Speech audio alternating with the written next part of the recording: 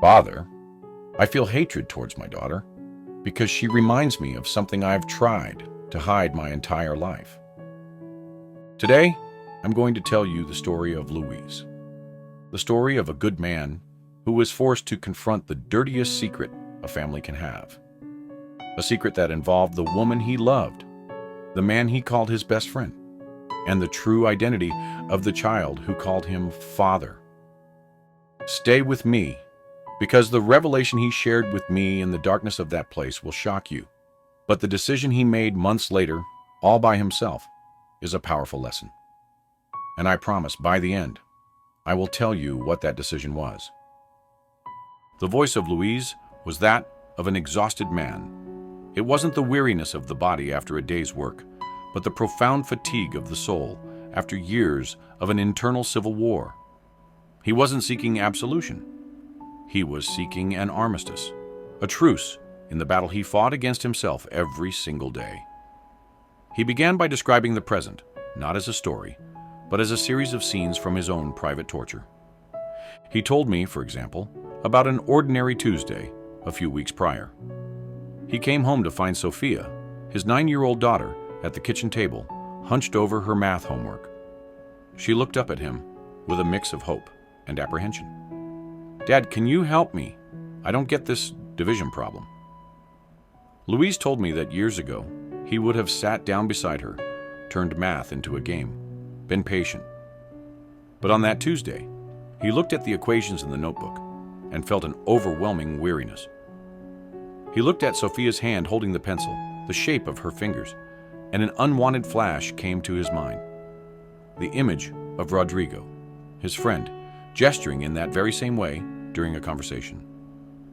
The resemblance was minimal, perhaps imaginary, but it was enough.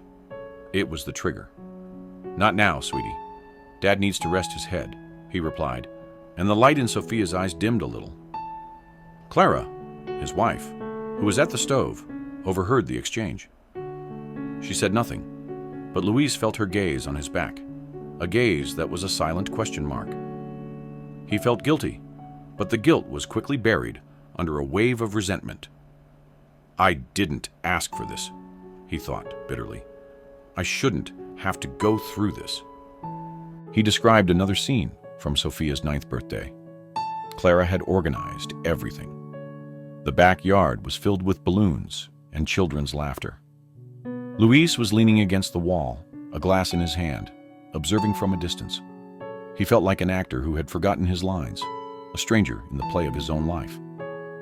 And then it was time for happy birthday. The lights were turned off, and the 9 lit candles on the cake created a magical aura around Sophia's face. Her eyes were shining, and they were fixed on him. She was waiting for him. Prompted by his wife's stare, he walked to the head of the table. As the cheerful song echoed, he felt like an imposter. Every hooray was a stab. He saw his daughter's happy face, but behind it, he saw the ghost of another man. And when she blew out the candles, extinguishing the small flames, he felt as if the last glimmer of light inside him had also been extinguished. The root of this pain, he explained to me, was deep. I remember that day in the confessional with particular clarity, because the morning had been the opposite of that darkness. I had celebrated a baptism. The church was filled with a contagious joy, that of a family celebrating a new beginning. I held that child in my arms, a small life full of promise, and spoke about the importance of raising her in truth and love. The irony of hearing Luis's story hours later, a story where the very foundation of the family was a lie, was a harsh lesson on the fragility of our lives. So that I could understand, Luis took me back to the beginning, to a marriage that had already become a desert of affection.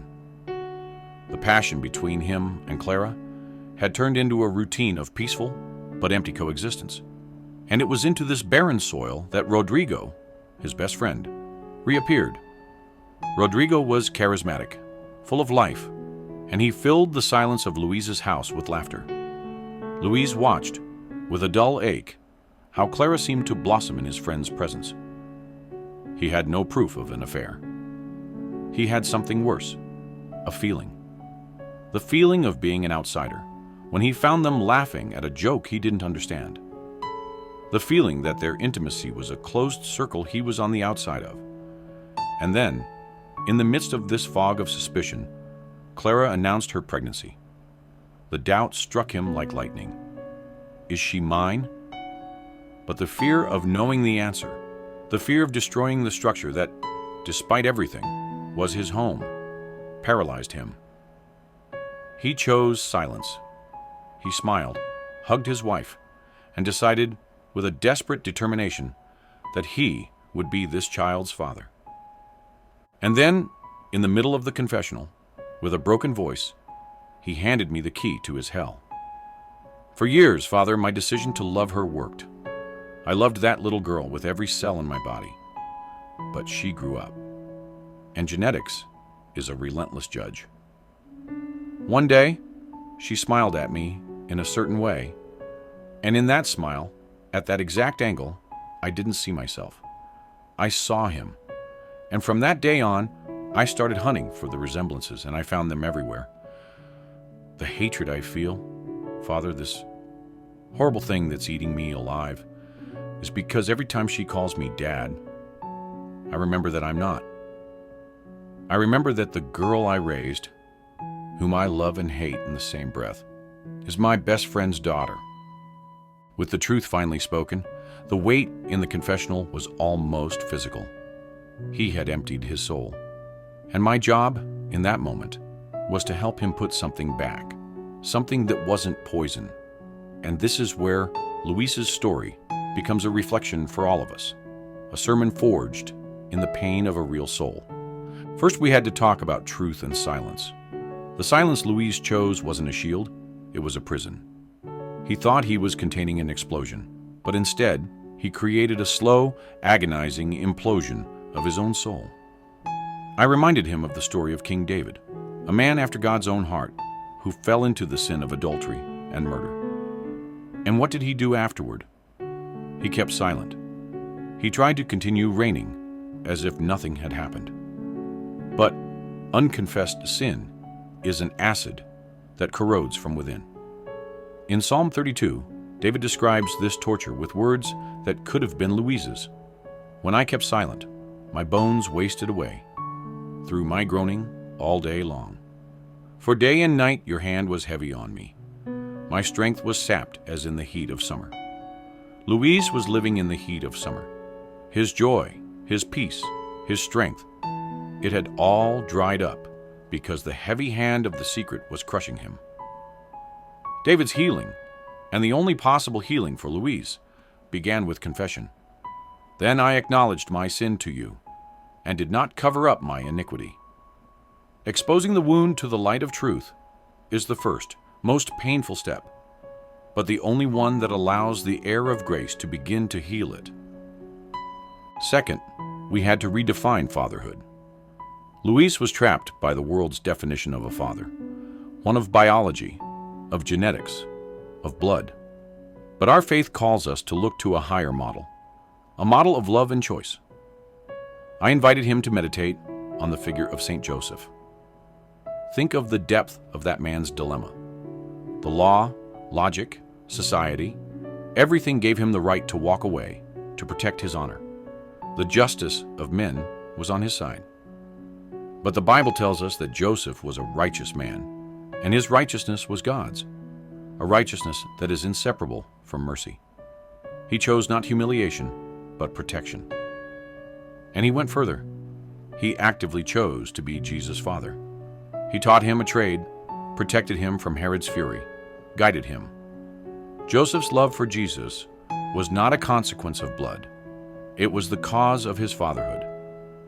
I asked Luis, life is offering you the same choice as Joseph.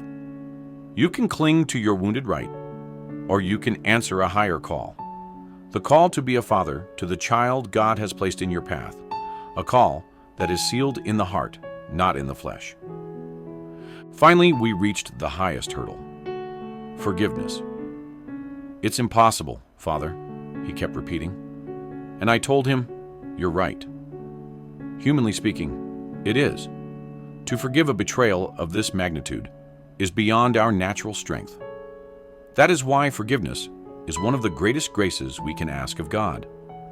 I reminded him of the parable of the unforgiving servant, which Jesus told to Peter. A man had an unpayable debt forgiven by his king, a debt of millions.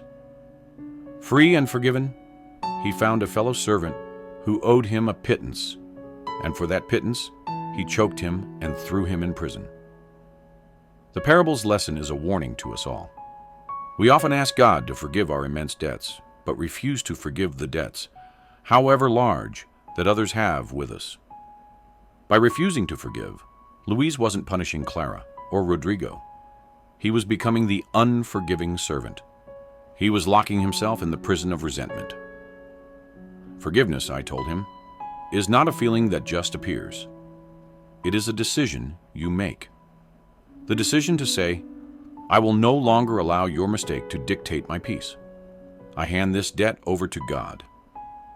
Forgiveness wasn't about freeing them. It was about freeing himself. Luis left the confessional that day without giving me a definitive answer, and I understood. A lifetime of pain isn't undone in a 1-hour conversation. Months went by, and I heard nothing. I prayed for him, for that family, imagining the battle he was waging. Until one spring afternoon. I was in the small parish garden, and my gaze drifted across the street to the park. And there he was, Louise, sitting on a bench. Beside him was Sophia. She was holding an ice cream cone and chattering with the excitement of someone telling the world's greatest secret. And Louise. He wasn't staring into space. He was looking at her, leaning in, listening. And then he took a napkin and wiped a drop of ice cream from the corner of her mouth. It was a small, automatic gesture, a gesture of care, a father's gesture. And in that instant, he smiled.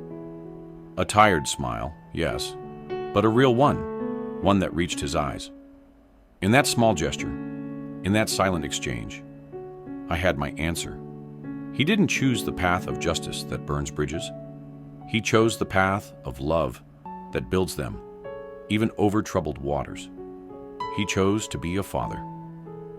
And Luis's story leaves us with this question, a question that echoes in all of our hearts. Faced with a deep wound, what weighs more on your scale, justice or mercy? The right to have your pain acknowledged or the duty to protect an innocent from suffering? There is no easy answer, and perhaps the right answer changes depending on our journey. I want to invite you to reflect on this and share your thoughts in the comments. The collective wisdom that emerges from a respectful dialogue is a treasure. And if these stories, which invite us to dive into the deep waters of the human condition, are important to you, subscribe to the channel. Every week, a new story, a new soul, a new lesson will be waiting for you here